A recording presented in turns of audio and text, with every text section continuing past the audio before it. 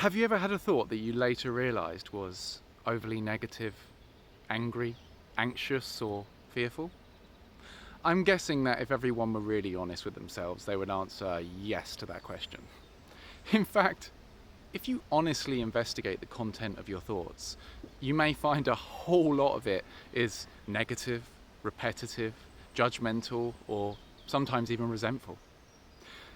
Maybe a thought appeared like, well, this is terrible, this is absolutely awful. And you later realised it wasn't that bad and you were just feeling a bit low. Or maybe you had a heavy judgmental thought about someone else that you later realised was overly judgmental or completely off. And you later realised it was just because you were feeling stressed and it leaked out onto them. Notice that there is a sense of self in the thinking. There is an apparent one who it is apparently terrible or awful for. Perhaps the thought is, I can't believe it. This situation is terrible. Notice that there is an I or me in the thinking. I can't believe it. I can't believe this is happening to me. And we often identify with the I or the me or the sense of self in the thought. We say, that's me talking to me. But let's investigate this honestly. These thoughts are things or objects in awareness that are known by you, right? So which one are you? The sense of self in the thinking or the one who knows the thinking? The thoughts appear and disappear in this awareness. So who are you? The I or the me in the story made out of thought, or the awareness that they appear and disappear within?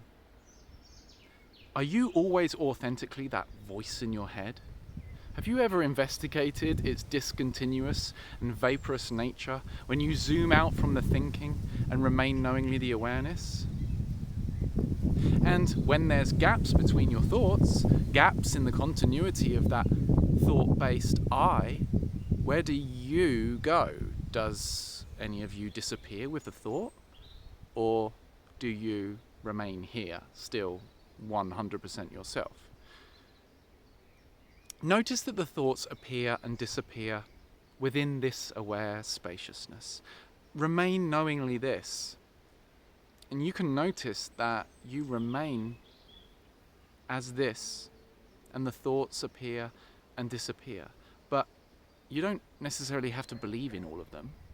You don't have to say, every thought is me, and it's me talking to me, and every thought I experience is what I really believe.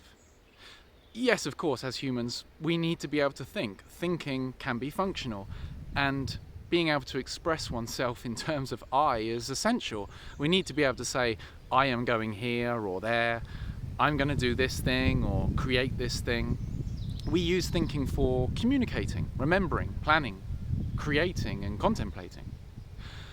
But we can also recognize that perpetual unconscious identification with thinking causes a stream of suffering when we've recognized that the content of thought is so often fear-based, and when believed in is anxiety-inducing and has you act out all kinds of dysfunctional behaviors on behalf of an anxious or angry thought that you know are illegitimate but seem to take you over. Investigate your experience.